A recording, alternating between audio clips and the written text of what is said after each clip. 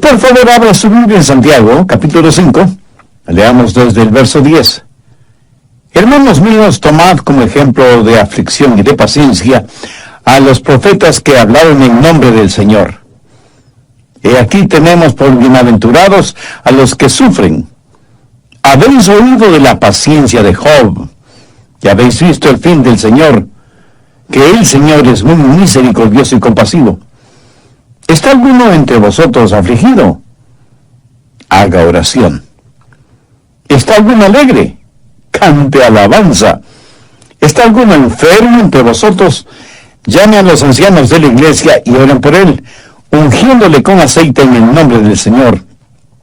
Y la oración de fe salvará al enfermo, y el Señor lo levantará, y si hubiere cometido pecados, le serán perdonados.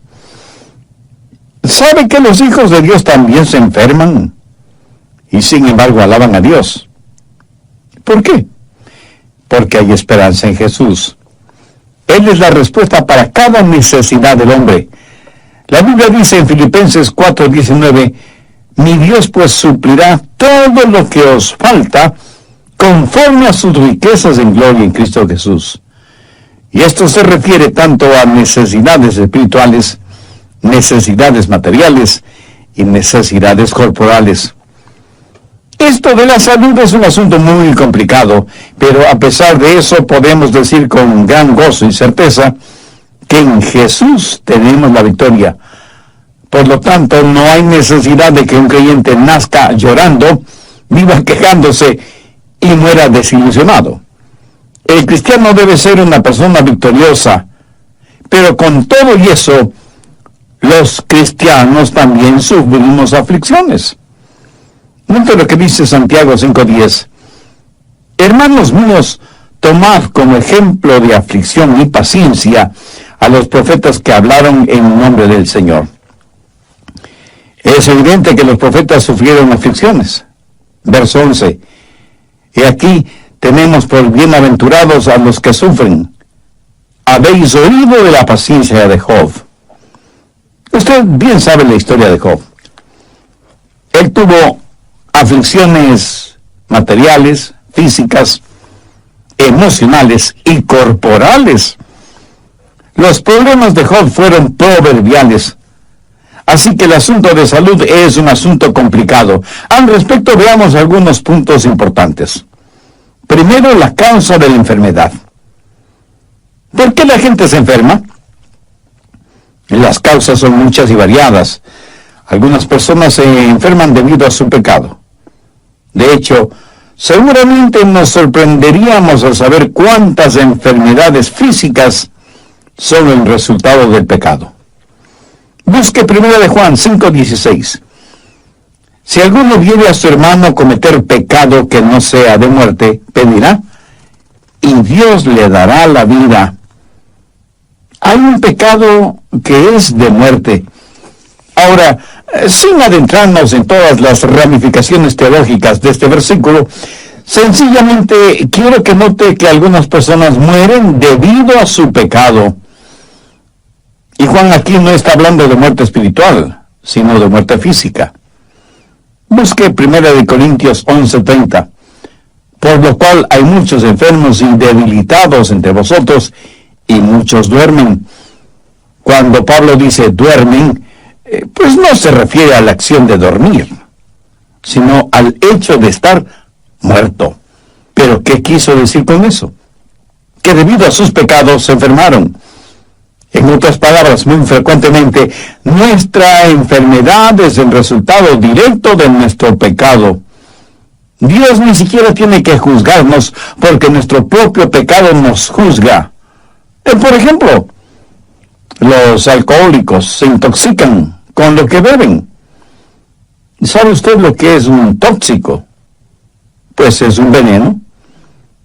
Y si una persona está intoxicada, quiere decir que se ha envenenado ella misma. Esa es la razón por la que muchas personas, cuando se intoxican con licores, vomitan. Tal pareciera que sus estómagos tienen más sentido común que sus cabezas. Sus estómagos reaccionan frente al veneno y tratan de rechazarlo, y sin embargo el alcohólico sigue bebiendo. ¡Qué necedad!, ¿no le parece? Un borracho se envenena a sí mismo y afecta negativamente a todo su cuerpo. Se le enrojecen los ojos, tiene mal aliento, pierde el sentido de equilibrio y dirección, puede dormir su borrachera sobre basura y no darse cuenta de ello. Personalmente yo no me explico cómo nadie puede defender ese vicio y decir que mientras se beba responsablemente, todo está bien. En la actualidad se dice que el alcoholismo es una enfermedad. No es extraño que mientras se está buscando la causa de muchas enfermedades para combatirlas y erradicarlas, en cambio se hace una impresionante propaganda para que la gente beba más. Entonces, como dicen, si el alcoholismo es una enfermedad, ¿por qué hacen tanta propaganda para que nos enfermemos? En otras palabras, sabemos la causa de esa enfermedad y se sigue haciendo propaganda, no para erradicar la causa, sino para comercializarla. Somos personas realmente extrañas, sin necesidad de ser extraterrestres. El doctor Evans Graham, de la Universidad de Washington, es conocido como el padre de la moderna cirugía del pecho. Y en relación con el cigarrillo, él dice en su informe médico que el fumar con exceso es la causa del 99% del cáncer del pulmón. Y el doctor Linus Pauling, premio Nobel de Química, asegura que si una persona de 20 años de edad, si fuma una cajetilla de cigarrillos diariamente, está cortando su promedio de vida en 8 años. Aterradora consecuencia de la enfermedad de fumar.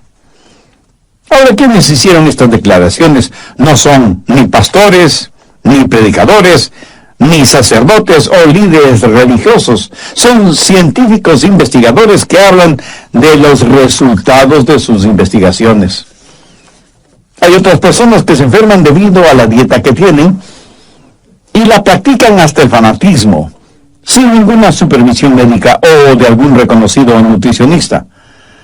Parece que cada persona tiene su propia dieta y trata de hacer que los demás la acepten. En términos generales, no comemos comidas sanas. La actual es una generación que sabe más de comidas rápidas que no benefician, que de comidas nutritivas que son buenas para nuestros cuerpos. Y algunos de ustedes estarán pensando, bueno, lo que está diciendo no tiene que ver conmigo, porque yo no bebo, no fumo, no como comida basura y no vivo una vida sexual desordenada. Pues mi amigo, le felicito. Pero, ¿qué de las preocupaciones?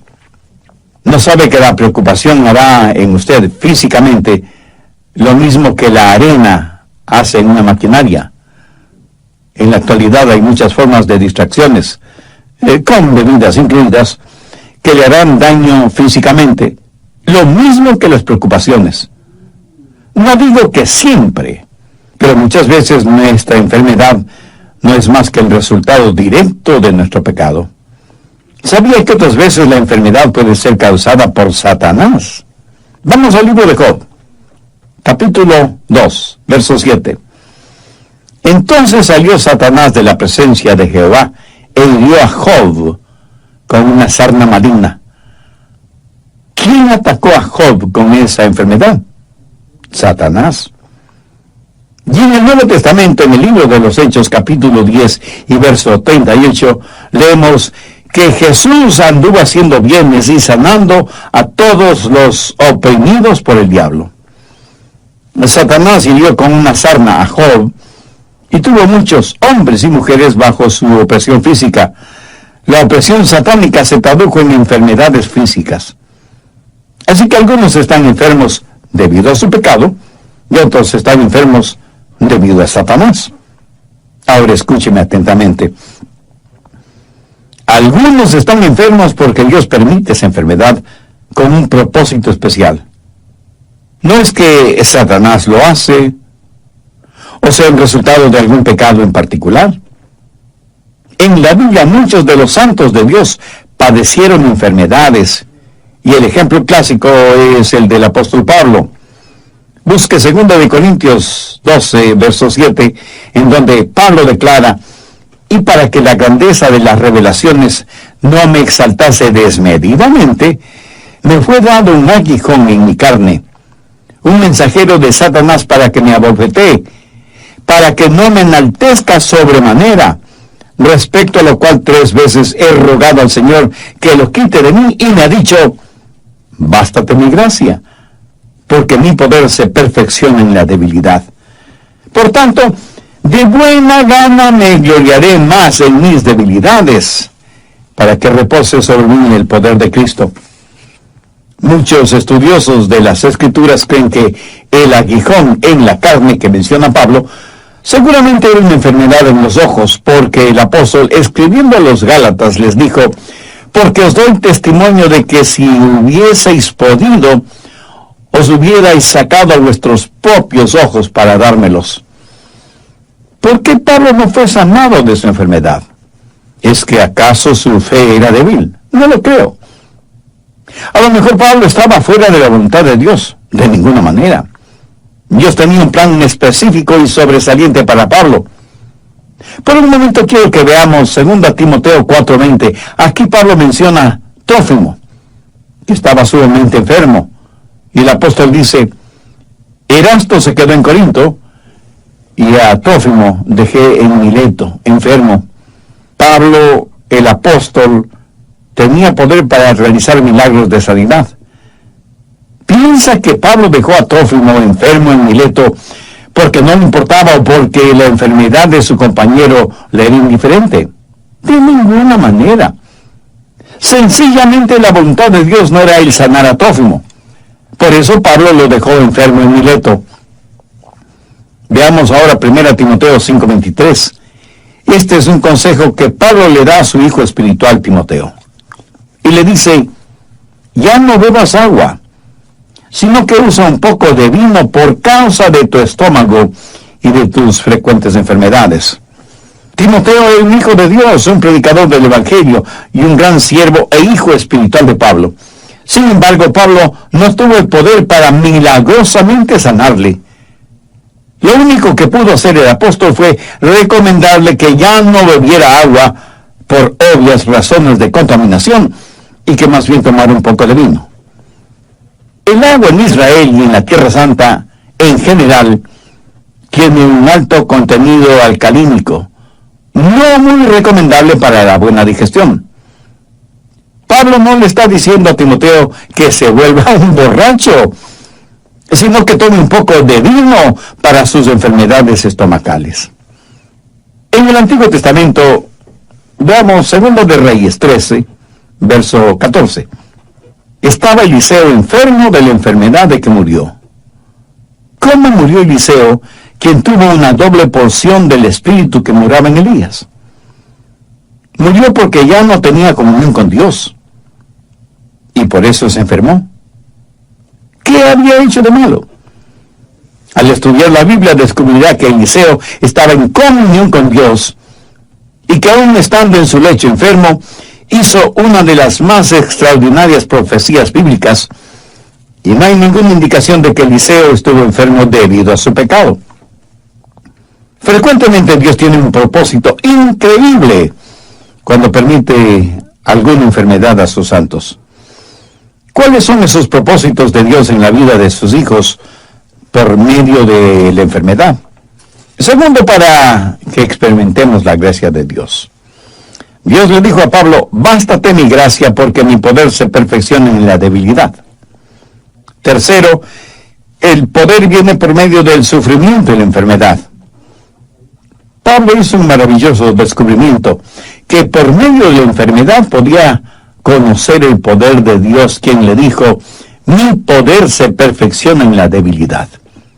En otras palabras, Dios le dijo: Pablo, cuando estés lo suficientemente débil como para depender totalmente de mí, tendrás más poder del que nunca tuviste estando sano.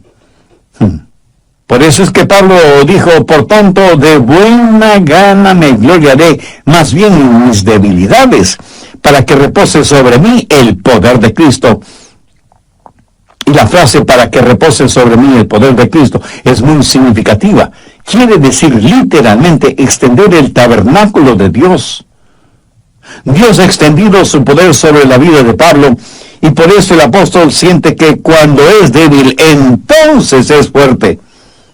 Pablo, debido a su enfermedad física, aprendió a confiar, a depender de Jesucristo. Pablo nunca dijo, bueno, si no me puedo curar, entonces debo aguantar. No. Su actitud fue, si Dios no me quiere curar, entonces debo alabar. Amén. Por eso se glorió en su enfermedad. ¿Alguna vez usted le ha dado gracias a Dios por su enfermedad, así como le da gracias a Dios por su buena salud? Piénselo. Cuarto, la productividad a veces viene por medio de la enfermedad. Cuán grandemente ha sido bendecido el mundo por creyentes enfermos. Y aunque no sea difícil el comprenderlo, Dios puede usar nuestro sufrimiento para bendecir a otras personas. Veamos 2 Corintios 1:6. Pero si somos atribulados, es para vuestra consolación y salvación. ¿No es eso maravilloso? Pablo está diciendo, mi aflicción es su consolación, mi sufrimiento es su salvación. El resto del verso 6 dice, la cual se opera en el sufrir las mismas aflicciones que nosotros también padecemos.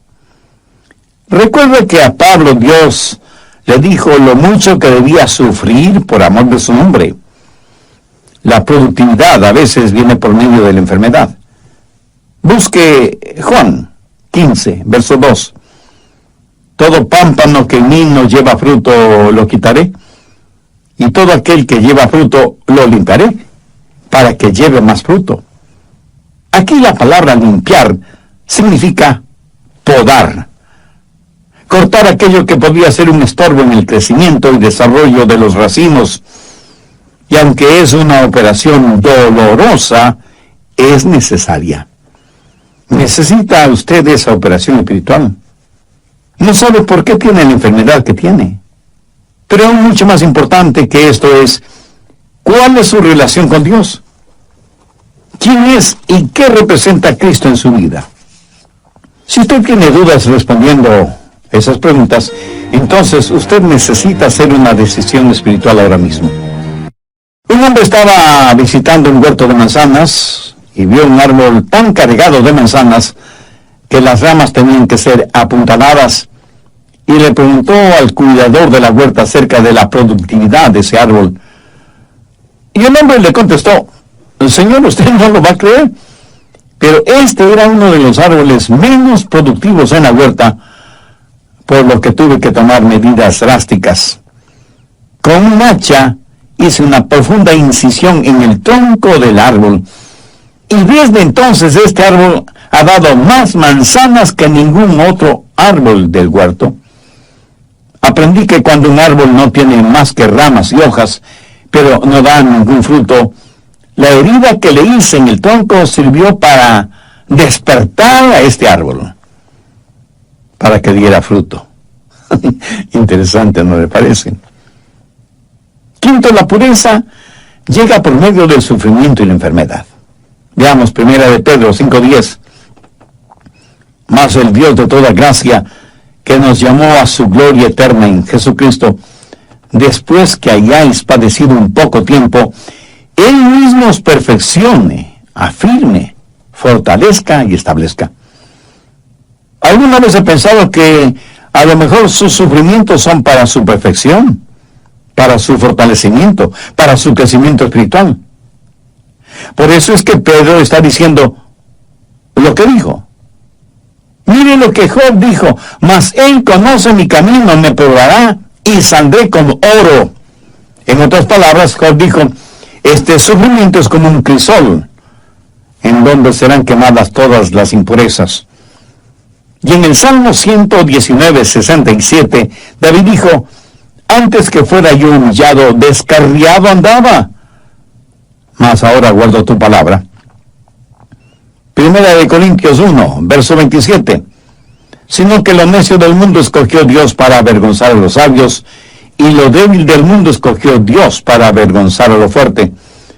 De paso, permítame decir que la palabra débil en este contexto no quiere decir débil de carácter o sin fuerza física. Más bien significa estar enfermo. ¿Por qué Dios escoge a la gente enferma? La respuesta está en el verso 29. A fin de que nadie se jacte en su presencia. Ahora, ¿cuál es el propósito de todo esto? Verso 31.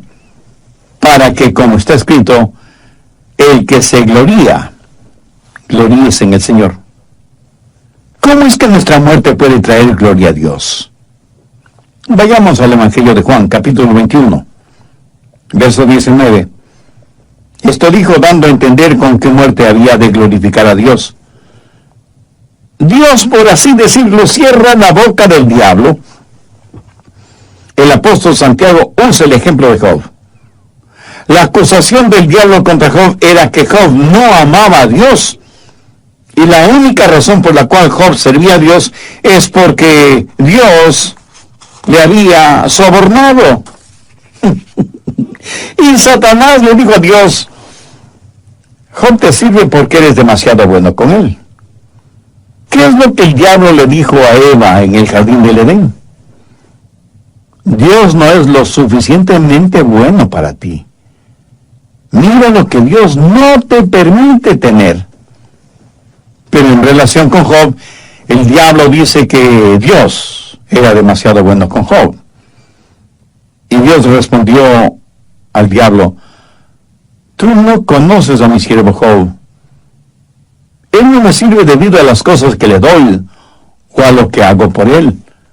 Lo hace porque verdadera y sinceramente me ama.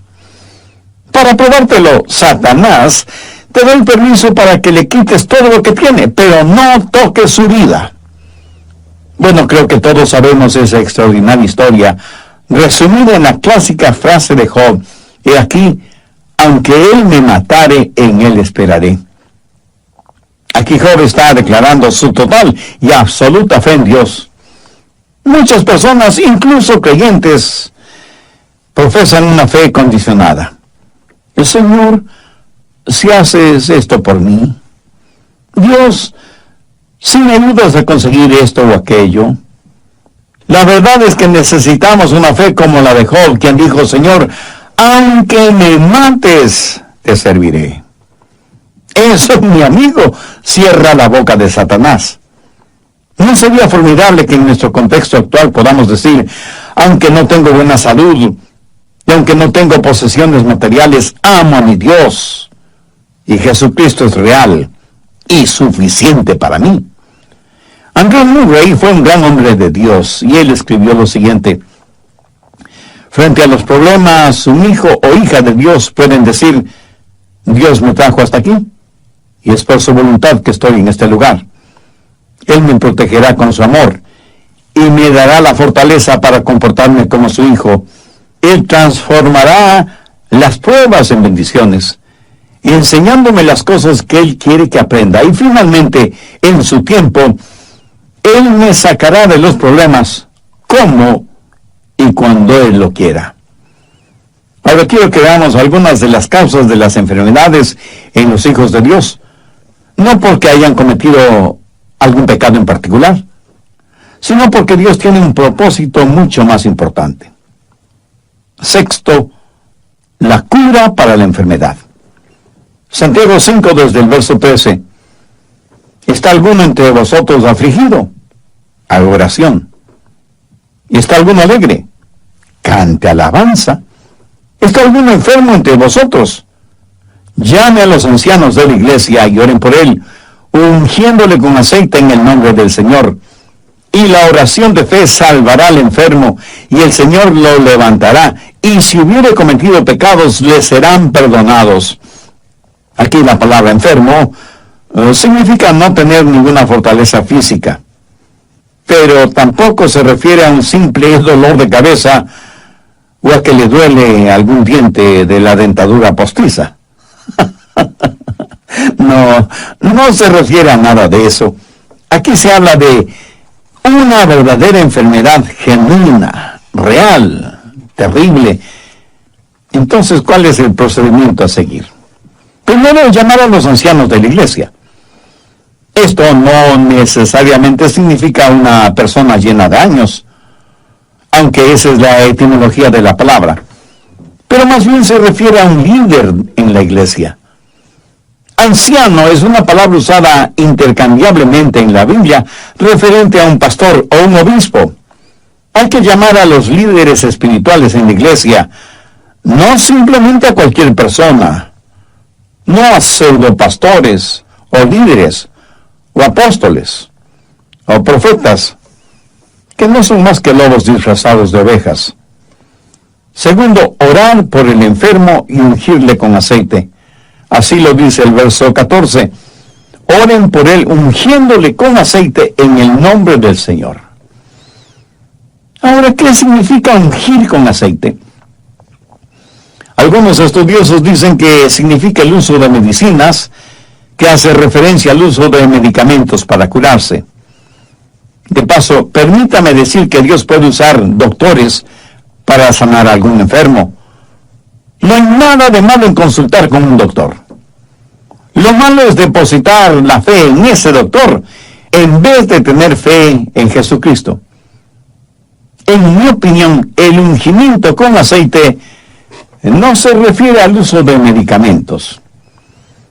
En algún comentario bíblico leí que ungir a una persona con aceite significa prácticamente cubrirle completamente con aceite.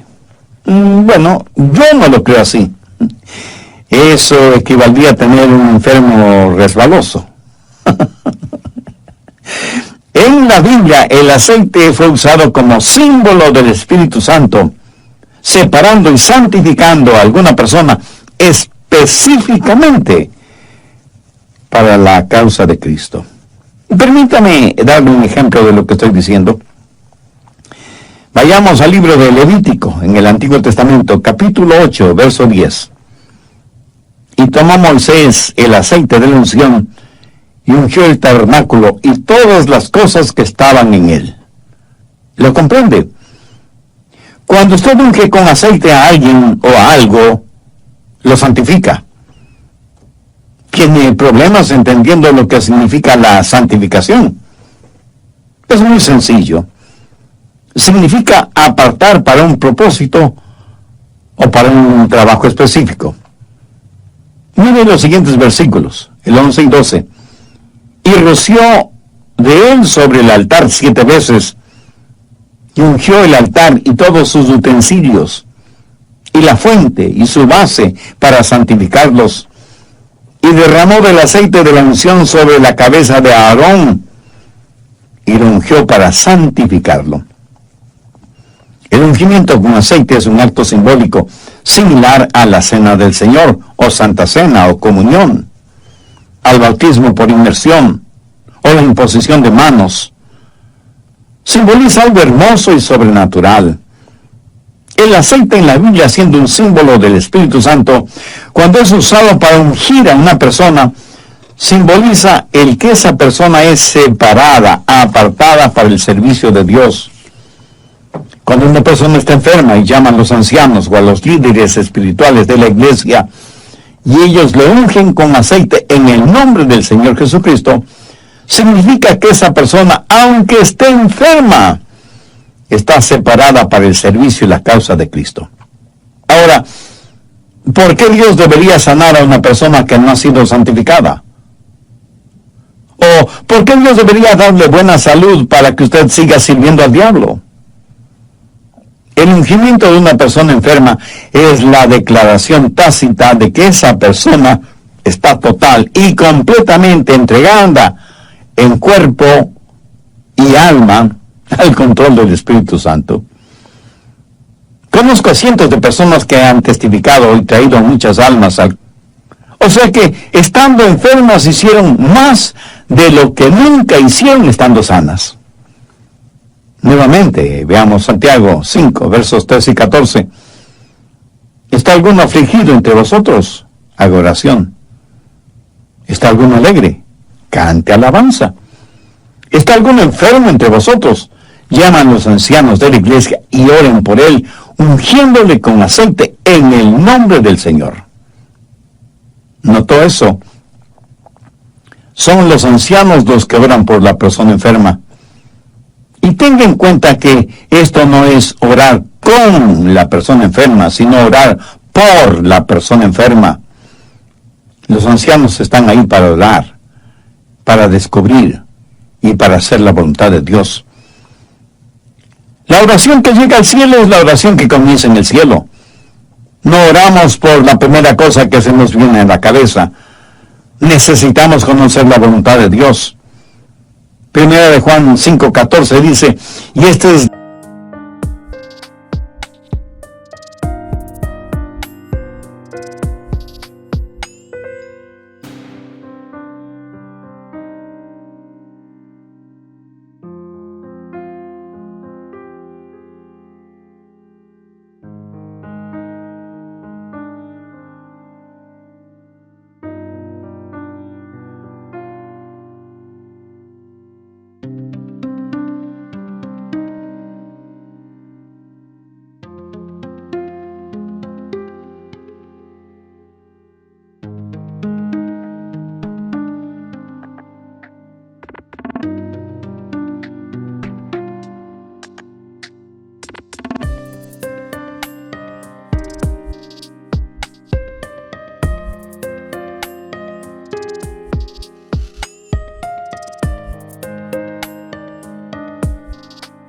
la confianza que tenemos en Él, que si pedimos alguna cosa conforme a su voluntad, Él nos oye.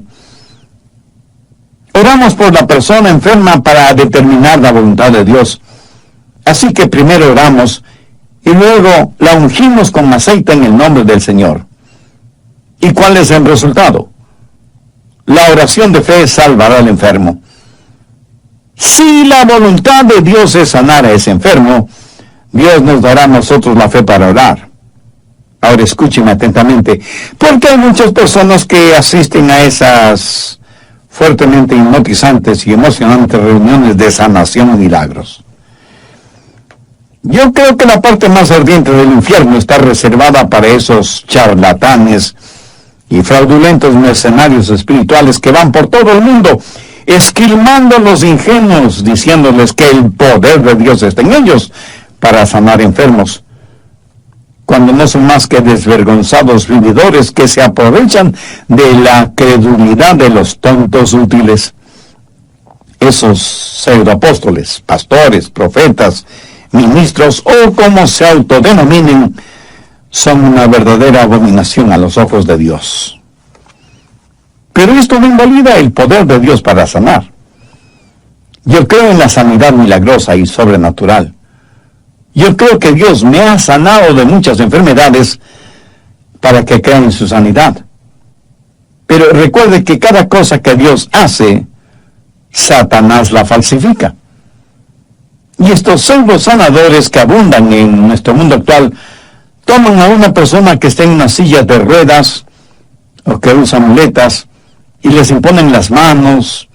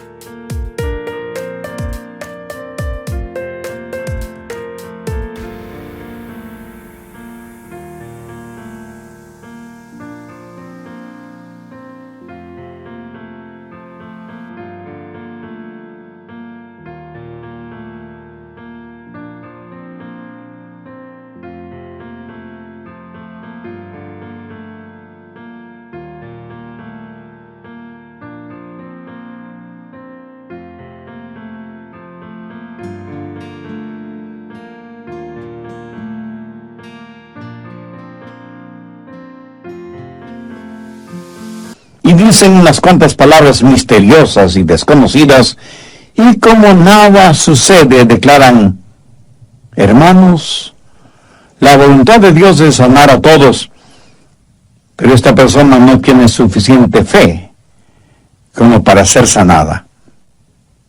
Ahora piense conmigo por un momento. ¿Puede imaginarse lo que hará eso en una persona que no entiende la Biblia? ¿Se da cuenta del tremendo daño que hacen al ego espiritual de esa persona? No creo que haya nada más abominable que eso. Si usted estudia detenidamente este pasaje de Santiago, descubrirá que no es la fe del enfermo de la que se está hablando, sino de la oración de fe de quienes oran por él. Y en vez de decirle al enfermo, no tienes suficiente fe para ser sanado, deberían decir: yo no tengo la suficiente fe para orar por ti. ¿Qué es lo que dice la Biblia? La oración de fe salvará al enfermo. Pero no se refiere a la oración del enfermo, sino a la oración de los líderes espirituales, de los ancianos, por el enfermo. Cuando una persona ha sido ungida y santificada, esa persona ha sido apartada para el servicio de Dios. Y cuando se ora con fe buscando la voluntad de Dios, el Santo Espíritu de Dios honrará esa oración de fe. Esto lo sé porque lo he visto suceder. He visto cómo Dios ha sanado en forma milagrosa e instantánea, en respuesta a la oración de fe. Yo no tengo el don de sanidad. No lo tengo ni lo busco, porque ese no es mi llamado. Pero esto no quiere decir que no ore por los enfermos. Y he visto cómo Dios ha sanado, no a todos, pero a muchos de ellos. Y he dado la honra y la gloria a Dios, que es el único que puede sanar enfermos, si esa es su voluntad. Si no lo es, no hay ningún hombre o mujer sobre esta tierra que pueda sanar a ningún enfermo, aunque diga que lo hace en el nombre de Jesús. Al respecto, busque Mateo 7, versos 22 y 23. Muchos me dirán en aquel día: Señor, Señor, ¿no profetizamos en tu nombre? Y en tu nombre echamos fuera demonios. Y en tu nombre hicimos muchos milagros. Y entonces les declararé: nunca os conocí. Apartaos de mí, hacedores de maldad. Si como resultado de haber escuchado este mensaje usted siente la necesidad de hacer una decisión espiritual, le invito a repetir conmigo la siguiente sencilla oración. Querido Dios, gracias por lo racional y práctica que es tu palabra, y eso significa hacerme ver tal y cual soy, un pecador necesitado de tu gracia. Señor Jesús, no quiero seguir viviendo de emociones, sino de realidades. Sé que tú moriste en la cruz para pagar el precio de la culpa de mis pecados, para perdonarme, para limpiarme, para salvarme. En este momento te recibo como mi Salvador y mi Señor. Te pido me hagas un instrumento útil y de bendición en tus manos.